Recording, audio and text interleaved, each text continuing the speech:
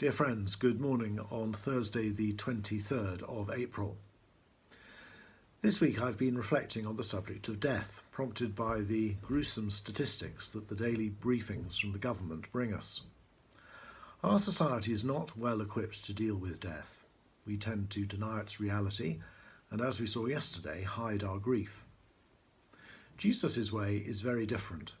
He confronts death head on, and he's not afraid to cry at the tomb of Lazarus, a friend who he loved.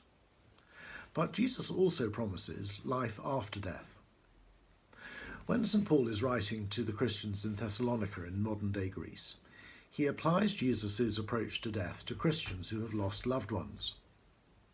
Brothers and sisters, he says, we do not want you to grieve like the rest of mankind who have no hope.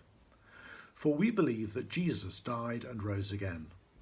And so we believe that God will bring with Jesus those who have fallen asleep in him. That's 1 Thessalonians chapter 4, verses 13 to 14.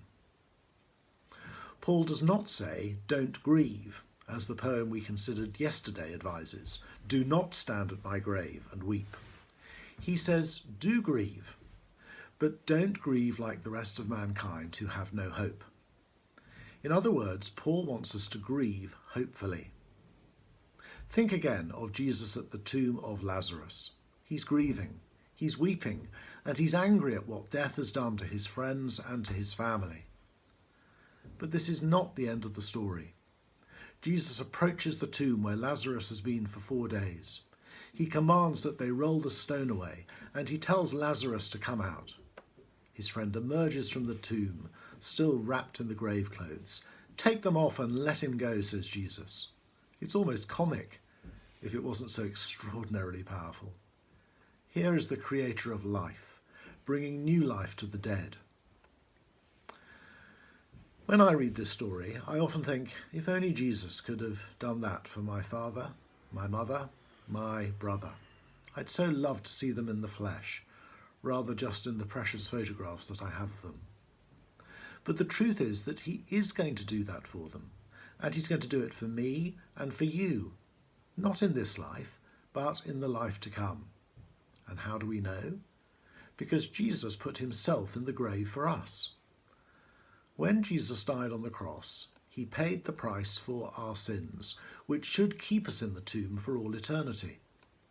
And when he rose again on the 3rd day, he showed that he had conquered death, and we will therefore share in his resurrection.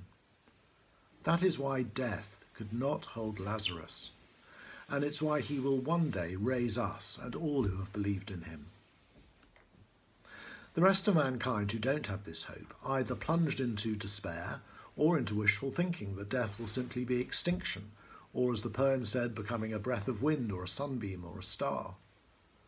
There is no evidence that death will be the end, nor that we will become part of the beauty of nature.